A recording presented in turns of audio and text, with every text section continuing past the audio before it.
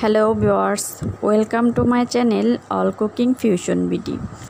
আজকে আমি আপনাদের সাথে শেয়ার করব খুবই সিম্পল কিন্তু খেতে অসাধারণ ডিম আলুর একটি রেসিপি। ডিম এবং আলু এই দুটি জিনিস দিয়ে আপনি বিভিন্ন ধরনের রান্না করতে পারেন, যার হিসেব নেই। তো যাই হোক ভিউয়ার্স, আমার রান্নাটি যদি আপনাদের ভালো লাগে আমার চ্যানেলটিকে সাবস্ক্রাইব করে পাশে থাকবেন এবং পাশে থাকা বেল বাটনে ক্লিক করে অলে ক্লিক করে দেবেন। তো এখানে আমি 4টি ডিম সিদ্ধ করে নিয়েছি আর নিয়েছি আলুগুলোকে আমি এভাবে কুচি করে নিয়েছি এবং পানি দিয়ে পরিষ্কার করে ধুয়ে নিয়েছি। এরপর আমি চলে যাব রান্নায়। তো এজন্য প্রথমে আমি চুলায় বসিয়ে দিয়েছি একটি প্যান, আর প্যানের মধ্যে দিয়ে দেব তেল। প্রথমে আমি তেলটাকে ভালো করে গরম করে নেব, কারণ এই তেলের মধ্যে আমি সিদ্ধ করে রাখা ডিমগুলোকে হালকা করে ভেজে নেব। আর এই তেলের মধ্যে আমি সামান্য একটু হলুদ গুঁড়া এবং একটু লবণ দিয়েছি, এতে করে ডিমগুলো ছিটে আসবে না এবং ডিমের মধ্যে সুন্দর একটি কালার আসবে।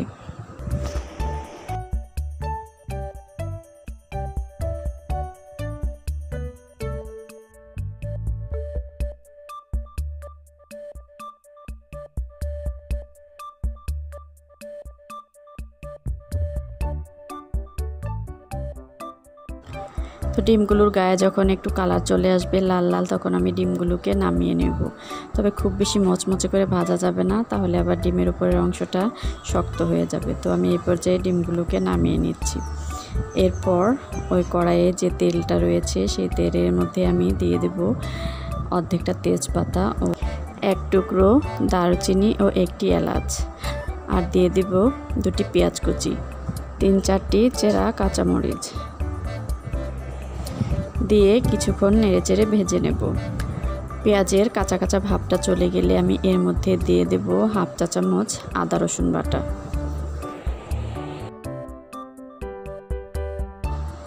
লবণ দিয়ে দেব স্বাদ মতো। এরপর কিছুক্ষণ নেড়েচেড়ে ভেজে নেব, যাতে আদার যে কাঁচা কাঁচা একটা গন্ধ আছে সেটা চলে যায়। এরপর আমি এই তেলের মধ্যে দিয়ে দেব মরিচের গুঁড়া, আর তেলের মধ্যে মরিচের গুঁড়াটা দিলে রান্নার কালারটা অনেক সুন্দর আসে।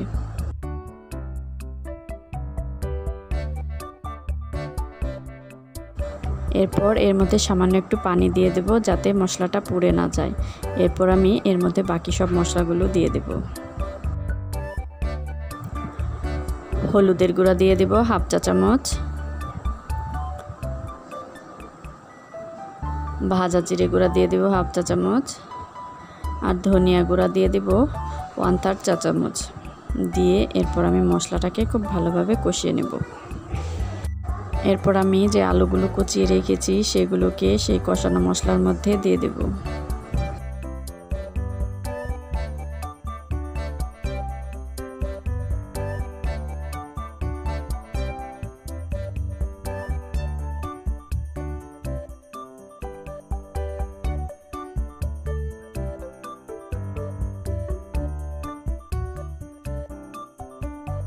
এরপর আলুগুলোকে আমি নেড়েচেড়ে মশলার সাথে মিশিয়ে নেব এবং ঢাকনা দিয়ে কিছুক্ষণ রান্না করব।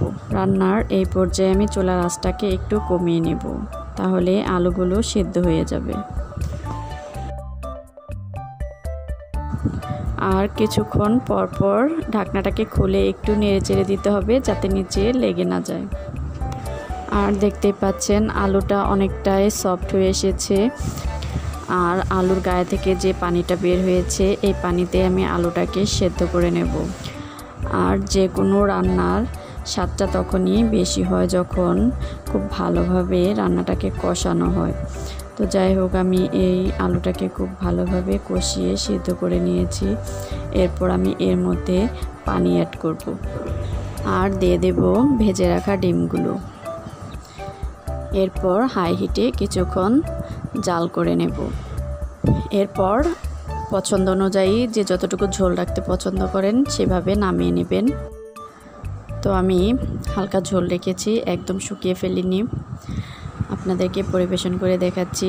আমার রেসিপিটি যদি আপনাদের ভালো লাগে লাইক, কমেন্ট ও শেয়ার করবেন। আর যারা অলরেডি আমার চ্যানেলটিকে সাবস্ক্রাইব করেছেন তাদেরকে অসংখ্য ধন্যবাদ। আর যারা আমার ভিডিওটি সম্পূর্ণ দেখলেন তাদেরকে অসংখ্য ধন্যবাদ। সবাই ভালো থাকবেন।